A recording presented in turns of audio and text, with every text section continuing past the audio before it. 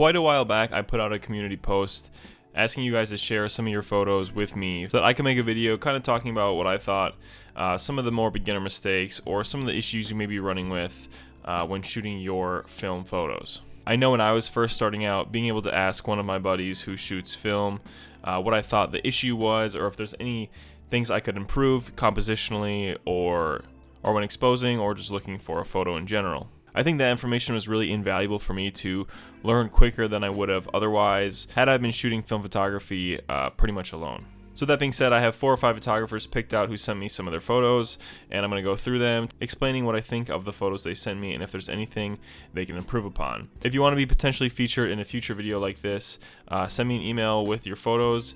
Definitely include as much information as you can in terms of camera, film stocks, where the photos were taken, etc. The email will be in the description below, so make sure to check that out. So yeah, without further ado, let's just jump right into this. Alright, so first up is a person by the name of @HotelSocks. The first photo we have here shows a bunch of vintage scrambler bikes. Initially I thought it was probably Australia, but then I see a vintage Ford in the back, so I'm assuming it's probably somewhere in California now.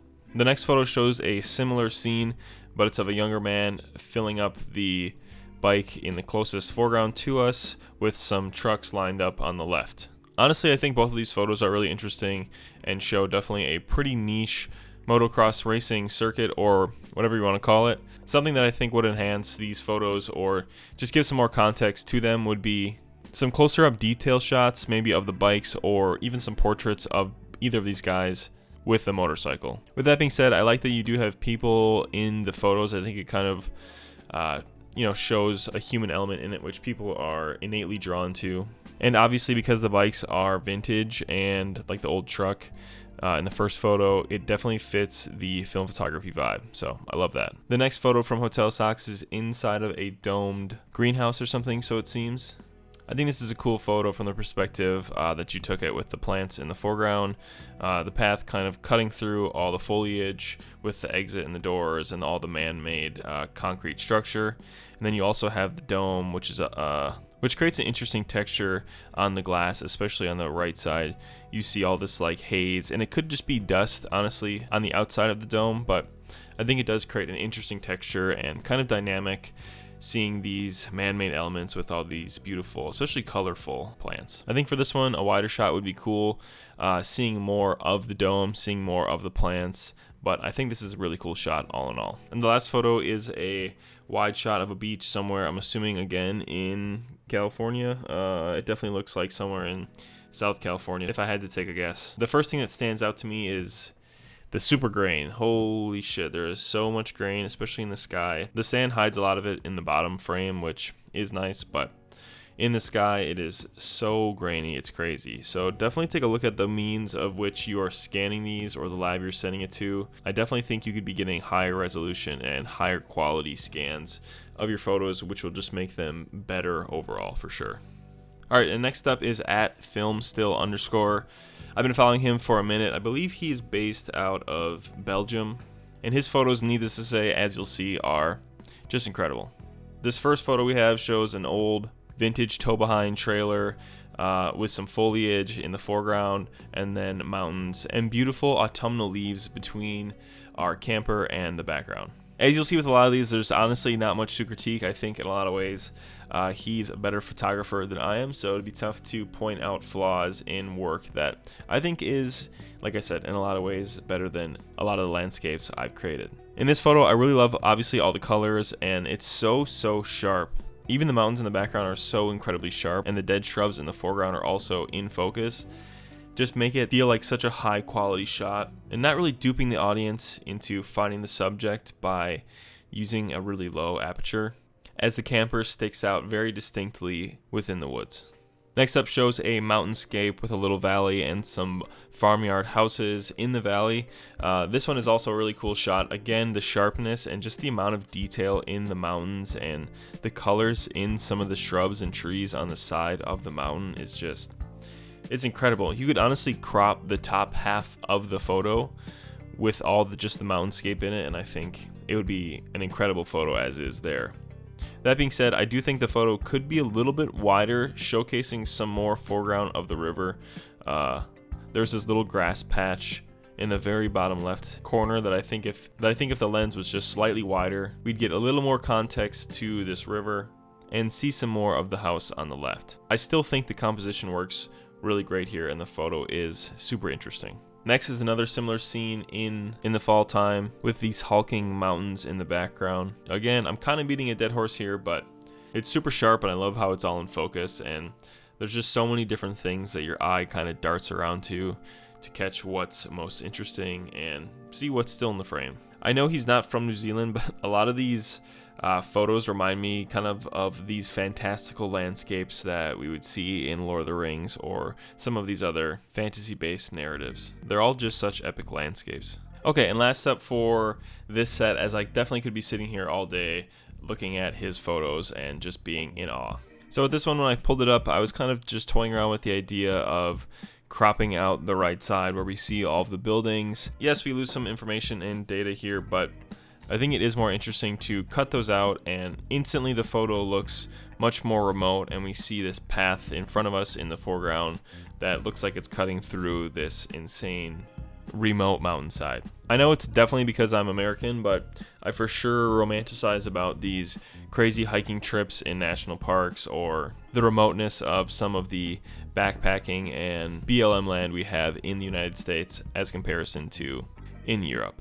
With that being said, to say I'm impressed with these would be quite an understatement, and I'm always looking forward to see what he's going to post on Instagram next. Alright, next up is @_T Yancey. I'm sorry if I'm pronouncing any of these names wrong, by the way.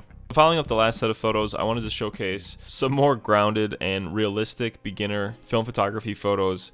Obviously, if you don't live in these crazy mountainsides or aren't shooting on what I'm assuming was medium format like the last guy, shooting a lot more informal shots of either your friends or your local town or whatever is obviously a lot more obtainable to much more people, but presents a challenge versus, living somewhere that's incredibly scenic where you can walk outside and do a hike and find interesting photos because Earth's doing all the hard work for you. With that being said, my two favorite photos from him were both featuring some of these power plants in the background. The first was this one of cows in the foreground with these smokestacks in the background. It reminds me a lot of some of the work Mitch Epstein did in his book American Power, which showcases a lot of these kind of mundane American neighborhoods with these hulking, crazy big power plants in the background or really nearby schools or whatever it might be. This photo with the cows in the foreground kind of shows almost like the innocence of the animals, and then you have, I'm assuming, what looks like a train in the background with some power lines, and then the giant hulking smokestacks in the back emitting its smoke. I think it's a good almost juxtaposition of nature and organic matter layered with all these man-made elements. So definitely good job there, and I would encourage you and honestly anyone watching to lean into the uniqueness of their hometown or their area. You're more than likely one of the handful of film photographers in the area if you live in a smaller town, so definitely documenting your city and your story and the uniqueness of your area is something that is 100% worthwhile. Someone from across the world may find your work and think your lifestyle or culture or landscapes or location is incredibly interesting and is reason in and of itself to just keep going. Alright, and the next set is from Araya Raven. Again, I'm sorry if I'm pronouncing anyone's name incorrectly because I'm sure I am. All the work they sent me is all portrait based and I think is part of a project that they've been working on. So I think that's something that's definitely really cool. It looks to show like downtrodden or kind of defeated teens, I'm assuming in the Midwest, but honestly could have been taken anywhere. Out of this set sent to me, I do think that the first one, the black and white one with the guy with the chain, just doesn't really fit the other four as much. The other four are very somber and solemn, and like I said, the people look very defeated, where in the first one it just doesn't have that vibe nearly as much. So that's something to think about. But the portraits themselves are incredibly high quality and done extremely well. The lighting is super good and they're all super sharp too. I especially love the two of the girl. The lighting on her is just so great. I'm assuming it's lit by some type of soft light box and then there's some type of ambient light It definitely looks like it's on the set of a movie or lit professionally, as it looks like it's lit by a nice soft key light with a warmer red rim light on her back and shoulders, and then in the foreground there's some softer blue light. I think the lighting makes the photo a lot more magical, I guess. What would be an otherwise pretty normal portrait of a girl on her bed turns into something that's lit a lot more professionally and dynamic in general. So definitely great work. Alright, and last but certainly not least is at Film by Marino. And a lot of the photos he sent me showcase these really bright poppy landscape photos. The first one that really caught my eye and was my favorite was this one of the hot air balloon. My initial thought was the perspective that you took of that is pretty crazy, and I'm assuming you're in a hot air balloon yourself. But then I was thinking, if you're in a hot air balloon, how can you only see one other hot air balloon? Additionally, how it's framed just perfectly beneath the furthest away mountain and sitting almost nestled between these layers of other mountains while still crisp and lit perfectly from the golden lit sun on the left side out of frame just makes the photo really good. I also really like how the bottom and top of the frame are super saturated with blue and green.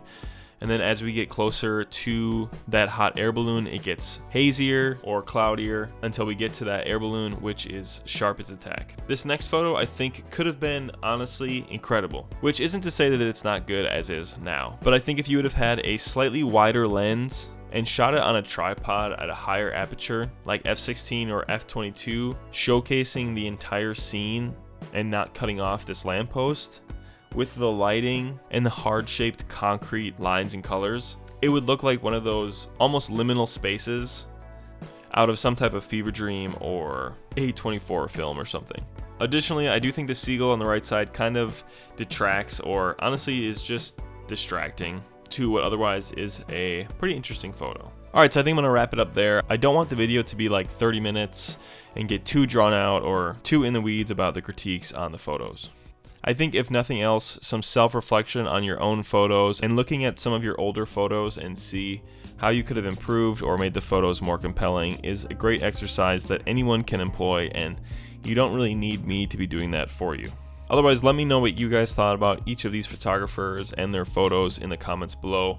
I'm sure they would appreciate some constructive criticism from all of you guys out there as well. I want to thank all you guys for sending in your photos if you did, and these photographers specifically for going to bat for the photos and letting me kind of give some thoughts on how they can improve. With that being said, if you want to submit some of your photos for the next video like this, make sure to check the description to check that email out and send some of your best photos or photos that you want to get critiqued on in the next one. Otherwise, thank you guys so much for watching. Stay tuned for more stuff coming soon.